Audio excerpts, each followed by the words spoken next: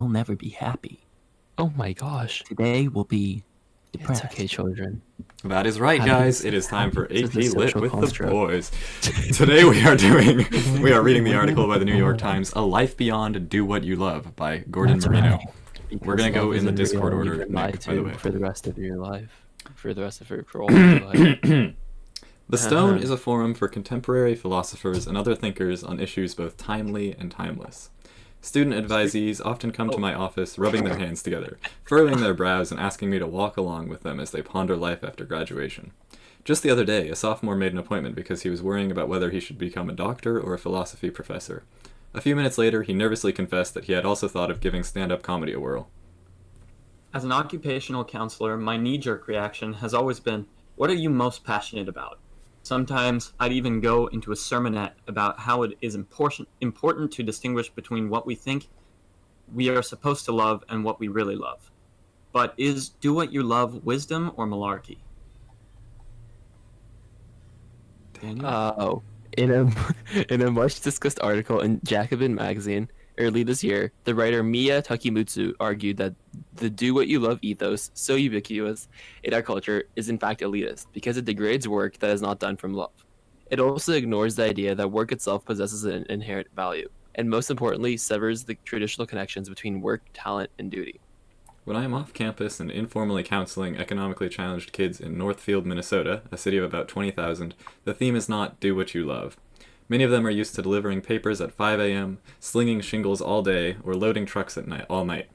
They are accustomed to doing whatever they need to do to help out their families. For them, the notion of doing what you love or find meaningful is not the idea that comes first to mind, nor should it. We put our heads together and consider, what are you best at doing? Or, what job would most improve your family's prospects?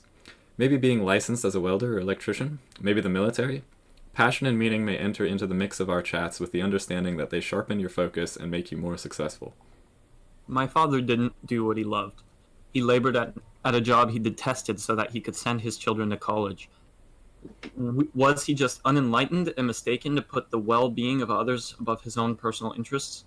It might be argued that his idea of self-fulfillment was taking care of his family, but again, like so many other less than fortunate ones, he hated his work, but gritted his teeth and did it well. It could, I suppose, be argued that my father turned necessity into a virtue, or that taking the best care you can of your family is really a form of self-service.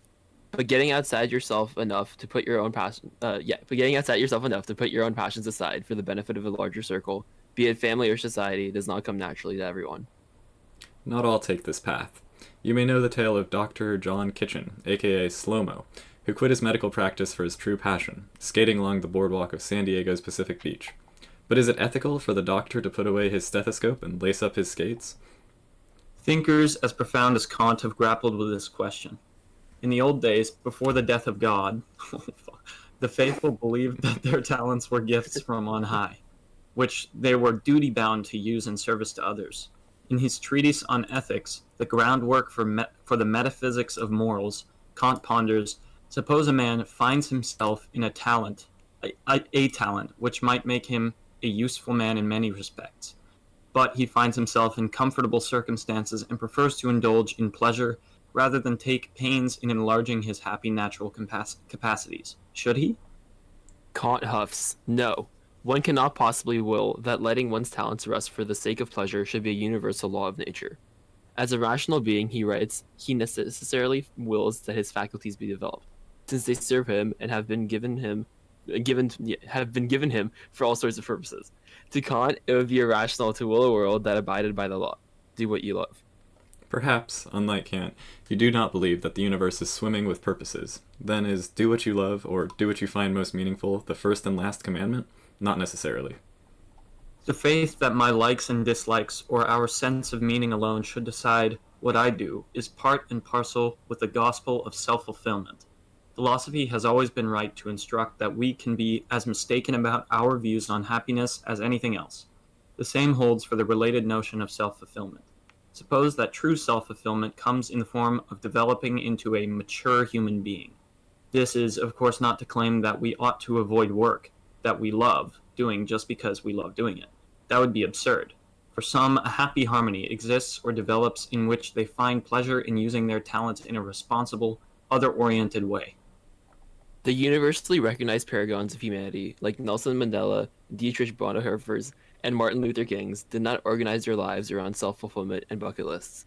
They, no doubt, found a sense of meaning in their heroic acts of self-sacrifice. But they did not do what they were doing in order to achieve that sense of meaning. They did, like my father and some of those kids from town, what they felt they had to do. Dr. King taught that every life is marked by dimensions of length, breadth, and height. Length refers to self-love, breadth to the community and care of others, and height to the transcendent, to something larger than oneself. Most would agree with Dr. King's prescription that self-fulfillment requires being able to relate yourself to something higher than the self. Traditionally, that something higher was code for God, but whatever the transcendent is, it demands obedience and the willingness to submerge and remold our desires. Perhaps you relish running marathons. Perhaps you even think of your exercise regimen as a form of self-improvement. But if your something higher is, say, justice and equality, those ideals might behoove you to delegate some of the many hours spent pounding the track on tutoring kids at the youth center. Our desires should not be the ultimate arbiters of vocation. Sometimes we should do what we hate or what most needs doing, and do it as best we can. Sick. All right. Which is the last line. But, Oh, you yeah. want to read the last line? We can do that. No, All right, I everybody. thought I Thanks would for read it. listening to this latest DJ Tone recording. We're back. We're back in action. We're back. We're ready to roll. We're seniors, so that means we're tired, but you know what? We're vibing. I'm sorry Also, if the please- video quality has decreased.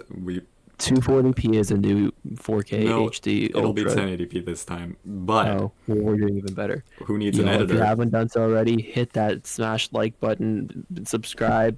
We need subscribers for college apps, please. We're desperate. Just Yeah. subscribe. It's just one click. Save us from the college board. Trevor Packer hates us. Ooh, let's get a little video in the end here.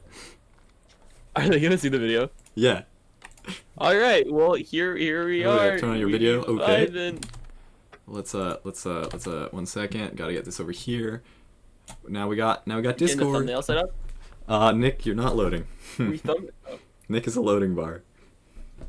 Nick's There here. he is. Aw, Nick, you look beautiful. Hello. Just look at Nick's looking great today. All Both right. of the Nick's looking great today. Honestly, 10 out of 10. Thank you so much. I've got professional on the top, sleeping on the bottom. I've got not professional on the top, not professional on the bottom, but I'm too lazy to get up because I'm a senior and nothing matters at this point. Nick has a foot. Nick's got Nick has a foot. I love it.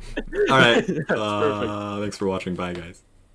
One take, all money, no Thanks whammy. for watching. We never edit these because we're too lazy. So We you might get to see someday.